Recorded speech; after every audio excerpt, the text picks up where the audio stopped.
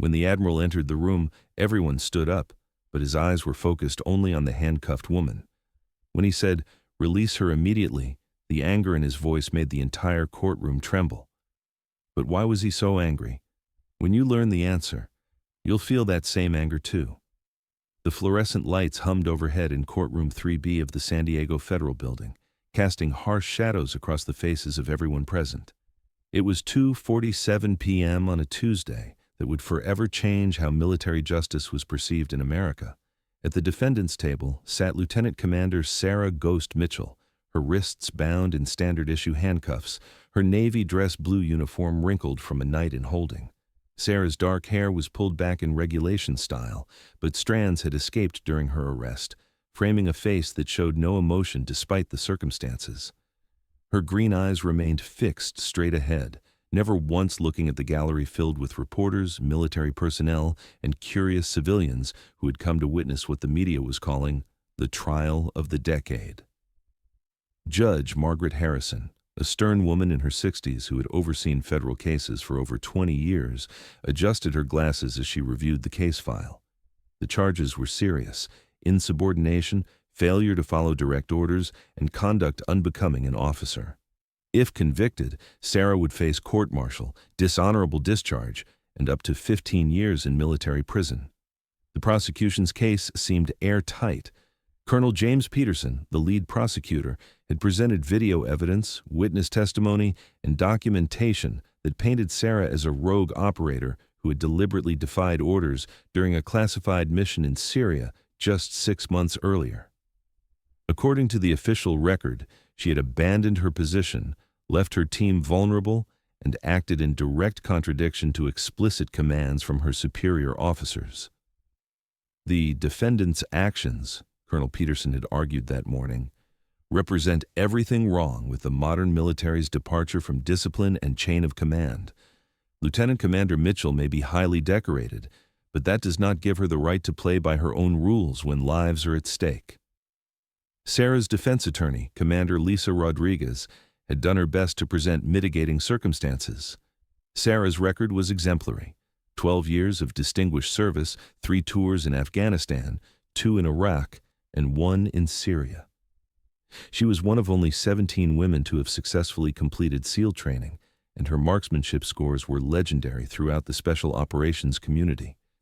But the facts, as presented by the prosecution, seemed damning. On the night in question, Sarah had been positioned as overwatch for a hostage rescue operation. Her job was simple: provide sniper support for the assault team and follow orders from the operation commander. Instead, according to testimony, she had abandoned her post and disappeared for 47 minutes, leaving the team without cover during the most dangerous phase of the mission. What made it worse was that Sarah refused to explain her actions.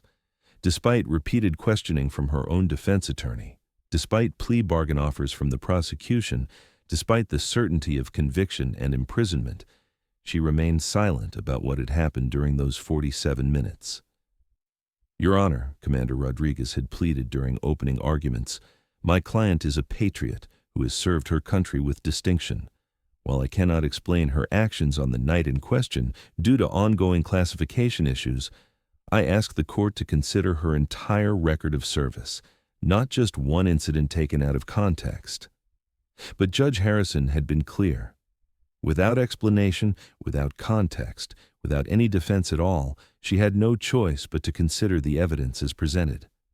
The prosecution had built a case that portrayed Sarah as a lone wolf who had finally gone too far, and her silence only seemed to confirm their narrative.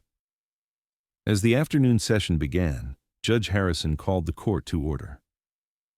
"Before we proceed with closing arguments, are there any final witnesses or evidence either side wishes to present?" Colonel Peterson stood. "No, Your Honor. The prosecution rests." Commander Rodriguez hesitated. She had one last card to play, but it was a desperate gamble. "Your Honor, the defense calls Admiral William Bull Morrison." "Your Honor," Commander Rodriguez had pleaded during opening arguments, "my client is a patriot who has served her country with distinction. While I cannot explain her actions on the night in question due to ongoing classification issues, I ask the court to consider her entire record of service, Not just one incident taken out of context, but Judge Harrison had been clear. Without explanation, without context, without any defense at all, she had no choice but to consider the evidence as presented. The prosecution had built a case that portrayed Sarah as a lone wolf who had finally gone too far, and her silence only seemed to confirm their narrative. As the afternoon session began, Judge Harrison called the court to order. Before we proceed with closing arguments, are there any final witnesses or evidence either side wishes to present? Colonel Peterson stood. No, Your Honor. The prosecution rests. Commander Rodriguez hesitated. She had one last card to play, but it was a desperate gamble. Your Honor, the defense calls Admiral William Bull Morrison. A murmur ran through the courtroom. Admiral Morrison was a legend in the Navy, a 40-year veteran who had commanded operations in 3 different theaters and was currently the highest-ranking officer in Naval Special Warfare Command. His presence at this trial was unexpected and unprecedented, but as the bailiff called his name, there was no response. Commander Rodriguez checked her watch nervously. The Admiral had promised to be here, but military duty often took precedence over civilian court schedules. Judge Harrison frowned. Commander Rodriguez, is your witness present? Your Honor, if I could have just a few more minutes. The judge's gavel came down sharply. This court will not be kept waiting for. The heavy oak doors at the back of the courtroom burst open with a sound that echoed through the chamber like thunder. Every head turned as Admiral William Morrison strode into the room, his dress-white uniform immaculate, his chest heavy with ribbons representing 4 decades of service to his country. At 62, he still carried himself with the bearing of the SEAL operator he had once been, and his presence seemed to fill the entire courtroom. But something was wrong. The Admiral's face was flushed with an anger that was barely contained, and his eyes were locked on Sarah with an intensity that made everyone uncomfortable. Court security moved instinctively toward their weapons, unsure whether this was a threat or simply military bearing taken to an extreme. Admiral Morrison, Judge Harrison said, her voice uncertain, you're testifying for the defense. Admiral Morrison's voice, when it came, carried the authority of someone who had commanded ships and led men into battle. But it also carried something else, a fury so deep and controlled that it made the air in the courtroom feel electric. Your Honor, he said, his eyes never leaving Sarah's face, before I say anything else, I need that woman released from those handcuffs immediately. Judge Harrison blinked in surprise. Admiral, the defendant is in custody pending. Release her immediately. The words came out with such force that several people in the gallery actually flinched. Those handcuffs are an insult to everything she represents, everything she has sacrificed for this country, and everything the United States Navy claims to stand for. The silence that followed was deafening. Judge Harrison looked from the Admiral to Sarah to the prosecution table, clearly unsure how to proceed. Colonel Peterson rose to object, but something in Admiral Morrison's expression made him sit back down without saying a word. Admiral, Judge Harrison said carefully, the defendant is facing serious charges. The handcuffs are standard procedure. Standard procedure. Admiral Morrison's voice rose, and for the first time in 20 years of federal service, Judge Harrison actually felt intimidated in her own courtroom. Your Honor, do you know who you have in handcuffs? I know she's a Navy SEAL who... She's not just a Navy SEAL. Admiral Morrison stepped forward, his voice carrying to every corner of the room. 6 months ago, while providing overwatch for Operation Silent Thunder, Lieutenant Commander Mitchell observed a secondary terrorist cell preparing to ambush the hostage rescue team.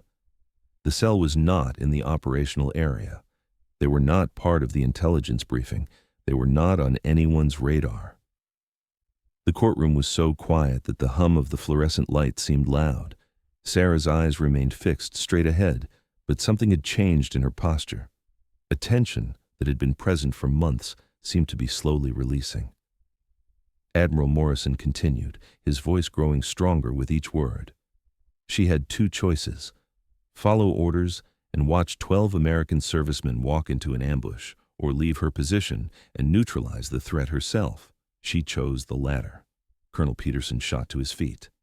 Your Honor, this information was not in any of the classified briefings we received.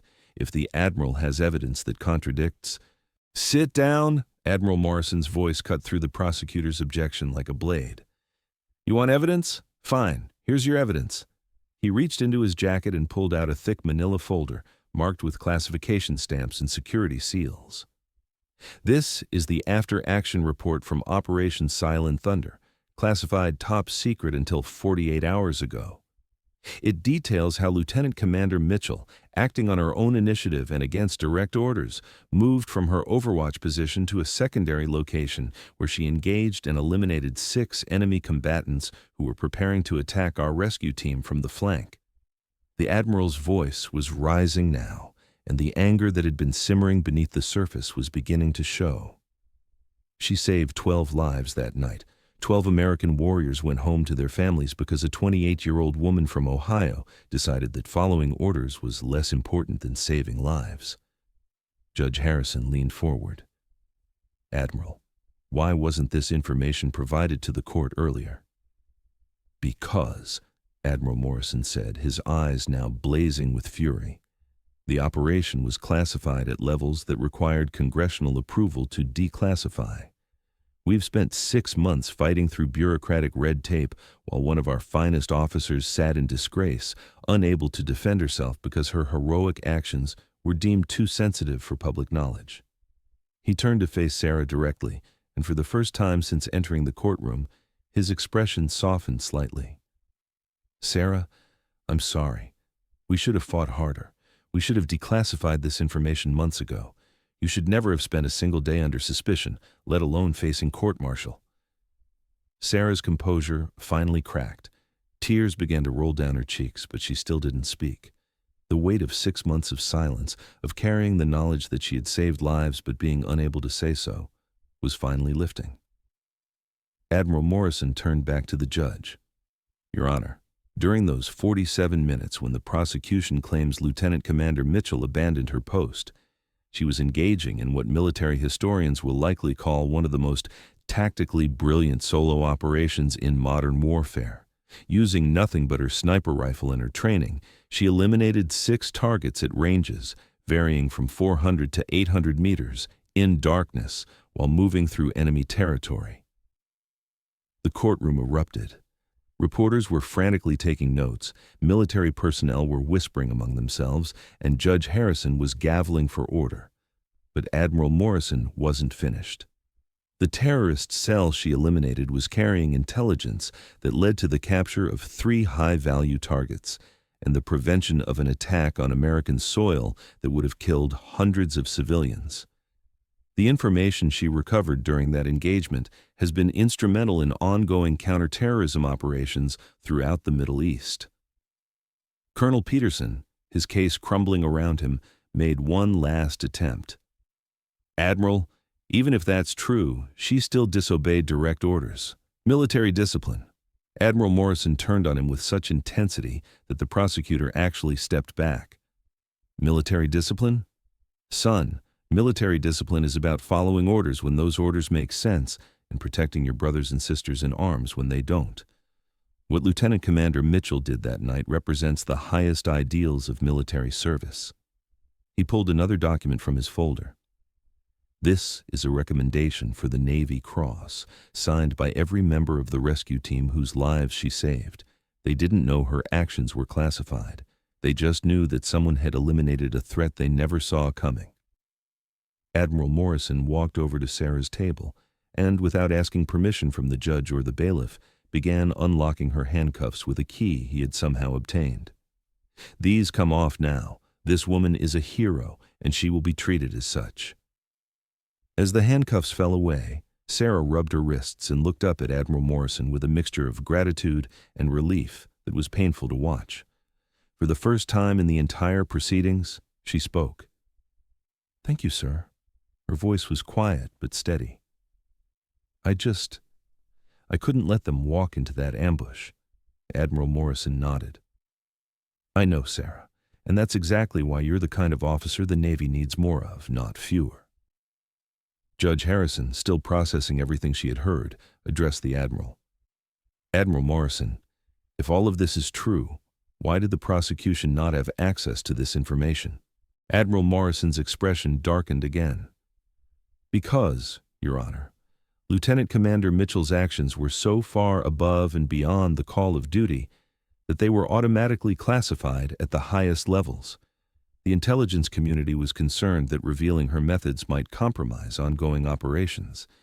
It took a direct intervention from the Secretary of Defense to get this information declassified for these proceedings.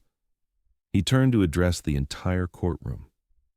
6 months ago, every person in this room, every prosecutor, every reporter, every observer, was protected by the actions of the woman who has been sitting in handcuffs for the past 3 days. She's been unable to defend herself, unable to tell her story, unable to receive the recognition she deserves because she put the security of ongoing operations above her own reputation. The Admiral's voice grew quiet, but somehow more powerful. That, Your Honor, is what real military discipline looks like. Judge Harrison removed her glasses and rubbed her eyes. In 30 years on the bench, she had never seen anything like this. Colonel Peterson, in light of this new evidence, what is the prosecution's position? Colonel Peterson looked like a man who had just watched his career implode. He shuffled through his papers, clearly looking for some way to salvage the case, but finding nothing. Your Honor, if the evidence presented by Admiral Morrison is accurate, then the prosecution withdraws all charges. But Admiral Morrison wasn't finished. Your Honor, the Navy doesn't just want the charges dropped. We want Lieutenant Commander Mitchell to receive the recognition she deserves.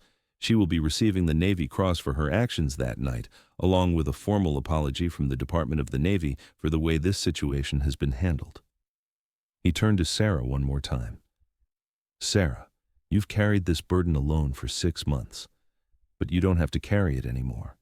The whole world is going to know what you did, and they're going to know that you're a hero. As the judge dismissed all charges and the courtroom erupted in applause, Sarah finally allowed herself to smile. The weight that had been pressing down on her for half a year was finally lifting, replaced by something she hadn't felt in a long time. Pride. Admiral Morrison escorted her from the courtroom, past the reporters shouting questions, past the military personnel snapping to attention, past the civilians who were still processing what they had just witnessed. As they reached the courthouse steps, he stopped and turned to her. Sarah, I need you to know something. What you did that night, leaving your position, acting on your own initiative, risking your career to save your brothers, that's not just good soldiering. That's the kind of moral courage that defines the best of the American military. Sarah nodded, still processing everything that had happened. Sir, I need to ask, how long have you known? About the declassification? Admiral Morrison smiled grimly. We've been working on it since the day you were arrested, but bureaucracy moves slowly, even when lives and careers are at stake. I'm sorry it took so long. As they walked down the courthouse steps together, Admiral Morrison reflected on the lesson that everyone in that courtroom had learned today. Sometimes the most important battles aren't fought with weapons or tactics or strategy. Sometimes they're fought with patience, persistence, and the unwavering belief that the truth will eventually emerge. And sometimes, just sometimes, the person everyone thinks is guilty turns out to be the hero the story needed all along. 3 months later, at a ceremony in Washington, D.C., Lieutenant Commander Sarah Mitchell received the Navy Cross from the Secretary of the Navy himself. The citation read, "For extraordinary heroism while serving as sniper overwatch during Operation Silent Thunder." Lieutenant Commander Mitchell's decisive action in leaving her assigned position to engage enemy forces resulted in the protection of friendly forces and the successful completion of the mission. Her tactical brilliance, moral courage, and dedication to duty reflect great credit upon herself and the United States Navy. But perhaps more importantly, her story became a case study at the Naval Academy, teaching future officers that sometimes the greatest act of military discipline is knowing when to break the rules to do what's right. If this story of courage, sacrifice, and eventual recognition moved you like it moved everyone in that courtroom, please hit that like button and subscribe to True Hero Stories. We share powerful narratives about the warriors who protect our freedom, often in silence, often without recognition, but always with honor. Do you have stories about military heroes or moments when someone finally got the recognition they deserved? Share them in the comments below.